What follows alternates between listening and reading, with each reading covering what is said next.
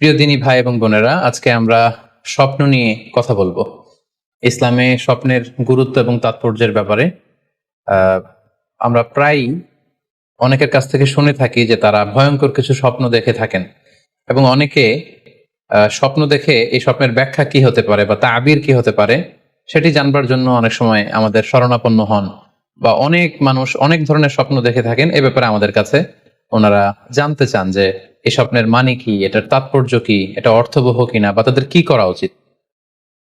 তো সেজন্য আজকে আমরা এই স্বপ্ন নিয়ে the significance of dream in Islam এই ব্যাপারে বিস্তর আলোচনা করবার চেষ্টা করবো। আমা তাওফীকি ইল্লা বিল্লাহ। ভালো স্বপ্ন দেখলে করণীয়, খারাপ স্বপ্ন দেখলে করণীয়, তারপর কোন স্বপ্নের, কোন ধরনের স্বপ্নের ব্যাখ্যা প্রয়োজন এবং কোন স্বপ্নের ব্যাখ্যা প্রয়োজন নেই, সত্য স্বপ্নের আলামত অথবা কিভাবে বুঝবো যে আমার স্বপ্নটা অর্থবহ কিনা, স্বপ্নের ব্যাপারে কিছু ইসলামী দিক নির্দেশনা, স্বপ্নে আল্লাহ রাসূল সাল্লাল্লাহু আলাইহি সাল্লামকে দেখা প্রসঙ্গে, যুগে যুগে স্বপ্ন ব্যাখ্যায় কারা পারদর্শী ছিলেন, এবং সবশেষে কোরআন সুন্নাহর আলোকে বিভিন্ন প্রতীক বা চিহ্নের দিকে খেয়াল রেখে স্বপ্নের ব্যাখ্যা। এই 10টি পয়েন্টে আজকে আমরা স্বপ্ন নিয়ে আলোচনা করার চেষ্টা করবো ইনশাআল্লাহ। আমরা সাধারণত অনেকে মনে করে থাকি যে স্বপ্ন হচ্ছে নিছক একটি স্বপ্ন বা এটা কল্পনা প্রসূত বিষয়। মুমিনের জীবনে বা বিশ্বাসীর জীবনে স্বপ্ন শুধু নিছক স্বপ্ন নয়, বরং এটা মুমিন জীবনে অনেক অর্থবহ এবং তাৎপর্যপূর্ণ। মুমিন জীবনে এটা একটা ভালো স্বপ্ন হতে পারে আল্লাহ তাআলার পক্ষ থেকে কোনো ধরনের সুসংবাদ কিংবা দিক নির্দেশনা, কিংবা হতে পারে বান্দার প্রতি সতর্কবাণী। একচোখা বস্তুবাদীরা বলে থাকে আমরা যখন ঘুমাই তখন মস্তিষ্ক আমাদের স্মৃতিগুলো নিয়ে নাড়াচাড়া করে, আমাদের স্মৃতিগুলোকে পুনর্বিন্যাস করে, আর সেটাই আমাদের কাছে স্বপ্ন হিসেবে ধরা দেয়। অর্থাৎ তারা বলতে চায় যে স্বপ্ন হচ্ছে ঘুমের ঘোরে আমাদের দৈনন্দিন জীবনে ঘটে যাওয়া আমাদের চিন্তা বা ভাবনার প্রতিচ্ছবি। কিন্তু ইসলামের দৃষ্টিতে স্বপ্ন শুধু আমাদের চিন্তা ভাবনার প্রতিচ্ছবি নয়, এটা হতে পারে আল্লাহ তাআলার পক্ষ থেকে সুসংবাদ, হতে পারে গ্ল্যাড টাইডিংস কিংবা সতর্কবাণী। তাই এই স্বপ্নের ব্যাপারে আমাদেরকে খুব ভালো ধারণা রাখা উচিত। শুরুতে আমরা বলবো যে এর গুরুত্ব এবং তাৎপর্য কতটুকু। স্বপ্ন হচ্ছে নবুয়তের সূচনা। নবুয়তের সূচনা হয়েছিল স্বপ্নের মাধ্যমে। আল্লাহ রাসূল সাল্লাল্লাহু আলাইহি ওয়াসাল্লাম যখন নবী হিসেবে অফিসিয়ালি অ্যাসাইন্ড হন, তার আগে তিনি টানা 6 মাস স্বপ্ন দেখেছেন, যেটা সহিহ বুখারীতে এসেছে। আউয়ালু মা বুদিআ বিহি রাসূলুল্লাহ সাল্লাল্লাহু আলাইহি ওয়াসাল্লাম আর-রুইয়া আস-সাদিকা ফিন-নাওম। রাসূল সাল্লাল্লাহু আলাইহি ওয়াসাল্লামের কাছে ওহী বা রেভেলেশনের সূচনা হয়েছিল স্বপ্নের মাধ্যমে। ফাকানা লা ইয়ারা রুইয়া ইল্লা জাআত মিসলা ফালাকিস সুবহি। আর রাতে স্বপ্নে রাসূল সাল্লাল্লাহু আলাইহি ওয়াসাল্লাম যা দেখতেন, দিনের বেলা সেটা প্রভাতের সূর্য কিরণের ন্যায় রাসূল সাল্লাল্লাহু আলাইহি ওয়াসাল্লামের কাছে সুস্পষ্ট হয়ে যেত। অর্থাৎ যা তিনি রাতে দেখতেন স্বপ্নে, দিনের বেলা সেটাই হুবহু ঘটে যেত। তো এই হাদিস থেকে আমরা বুঝতে পারি যে স্বপ্ন হচ্ছে ওহীর সূচনা, অর্থাৎ ওহীর সূচনাটা হয়েছিল স্বপ্নের মধ্য দিয়ে। পাশাপাশি আমরা জানি যে ইব্রাহিম আলাইহিস সালাম উনি স্বপ্নে দেখেছিলেন যে উনি ওনার কলিজার টুকরো সন্তান ইসমাঈল আলাইহিস সালামকে জবাই করছেন, যেটা সূরাতুস সাফফাতের 102 নম্বর আয়াতে আল্লাহ তাআলা আমাদেরকে বলছেন। ইব্রাহিম আলাইহিস সালাম বলেছিলেন, ইয়া বুনাইয়া ইন্নী আরা ফিল মানামি আন্নী আযবাহুক ফানজুর মাযা তারা।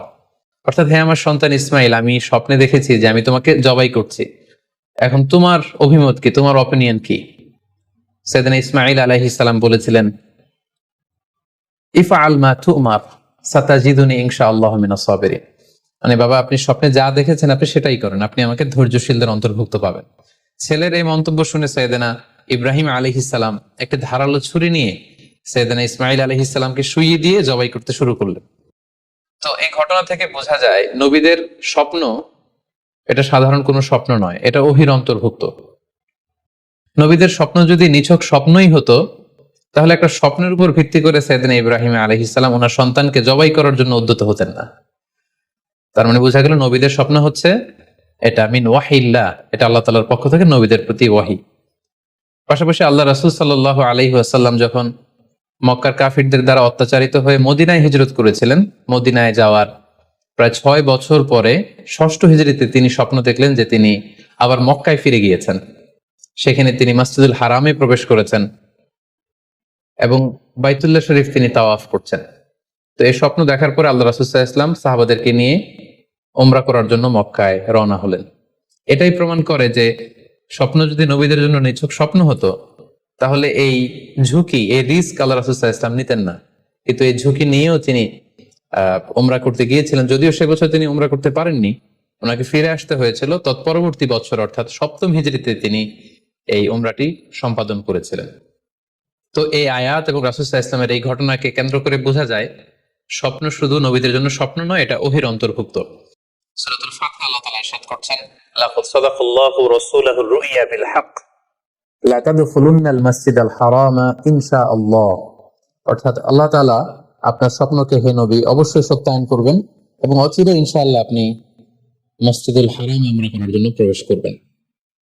তাহলে প্রথমে আমরা জানলাম যে নবীদের কাছে ওহীর সূচনা, বিশেষ করে রাসূল সাল্লাল্লাহু আলাইহি ওয়াসাল্লামের কাছে ওহীর সূচনা হয়েছিল স্বপ্নের মধ্যে দিয়ে। এরপর আমরা জানলাম নবীদের স্বপ্ন নিছক স্বপ্ন নয়, এটা ওহীর অন্তর্ভুক্ত। এই পর্যায়ে আমরা জানবো যে বিশ্বাসীদের জন্য, যারা মুমিন, তাদের জন্য স্বপ্নের গুরুত্ব কতটুকু। সেক্ষেত্রে আমরা সহিহ বুখারীর একটা হাদিস উল্লেখ করতে পারি, যেখানে আল্লাহ রাসূল সাল্লাল্লাহু আলাইহি ওয়াসাল্লাম বলেছেন, লাম ইয়াবকা মিনান নবুওয়াতি ইল্লাল মুবাশশিরাত। অর্থাৎ নবুয়ত আর পৃথিবীতে নেই, নবী হওয়ার সুযোগ আর পৃথিবীতে নেই, নবুয়ত বন্ধ হয়ে গিয়েছে। কিন্তু আল্লাহ তাআলার পক্ষ থেকে মুবাশশিরাত কিন্তু বন্ধ হয়নি, মুবাশশিরাত আসবে। সাহাবা জিজ্ঞেস করলেন, ওমাল মুবাশশিরাত, হে আল্লাহর রাসূল মুবাশশিরাত কি? আল্লাহ রাসূল সাল্লাল্লাহু আলাইহি ওয়াসাল্লাম বললেন, আর রুইয়া আস-সালিহা। মুবাশশিরাত হচ্ছে সত্য স্বপ্ন। বিশ্বাসীরা যখন রাত্রিবেলা সত্য স্বপ্ন দেখবে, বিশ্বাসীদের জন্য সত্য স্বপ্ন বা সুন্দর স্বপ্ন নিছক স্বপ্ন নয়, এটা আল্লাহ তাআলার পক্ষ থেকে গ্ল্যাড টাইডিংস, সুসংবাদ হতে পারে অথবা সতর্ক করা হতে পারে। এমনকি আল্লাহ রাসূল সাল্লাল্লাহু আলাইহি ওয়াসাল্লাম বলেছেন যে ভালো স্বপ্ন হচ্ছে নবুয়তির 46 ভাগের 1 ভাগ। সহিহ বুখারীতে এসেছে, আল্লাহর হাবিব সাল্লাল্লাহু আলাইহি ওয়াসাল্লাম ইরশাদ করেন, আর রুইয়া আস-সালিহা জুজউন মিন 46 জুজআন মিনান নুবুওয়া। অর্থাৎ ভালো স্বপ্ন বা সত্য স্বপ্ন নবুয়তির 46 ভাগের 1 ভাগ। Could you imagine that? কি করে একজন বিশ্বাসী স্বপ্ন নবুয়তির 46 ভাগের 1 ভাগ হতে পারে? তার মানে মুমিনের স্বপ্ন, একজন বিশ্বাসীর স্বপ্নকে আল্লাহ তাআলা অনেক বেশি গুরুত্ব দিয়েছেন। এটা শুধু স্বপ্ন নয়, এটা হতে পারে আল্লাহ তাআলার পক্ষ থেকে একটা গাইডেন্স, হতে পারে কোনো গ্ল্যাড টাইডিংস, সুসংবাদ, হতে পারে কোনো সতর্কতা বাণী। এজন্য এই স্বপ্নকে, বিশ্বাসীদের স্বপ্নকে আল্লাহ রাসূল সাল্লাল্লাহু আলাইহি ওয়াসাল্লাম নবুয়তির 46 ভাগের 1 ভাগ বলে উল্লেখ করেছেন। হতে পারে কোনোটা আল্লাহ দেখান দিক নির্দেশনার জন্য বা সুসংবাদ স্বরূপ, কোনোটা শয়তানের পক্ষ থেকে ভয় দেখানোর জন্য, আর কোনোটা হচ্ছে আমাদের চিন্তা ভাবনার প্রতিচ্ছবি। আর স্বপ্ন যতটা সম্ভব অন্যের কাছে না শেয়ার করতে পারলেই ভালো, বিশেষ করে যদি আপনি ভয়ঙ্কর দুঃস্বপ্ন দেখে থাকেন।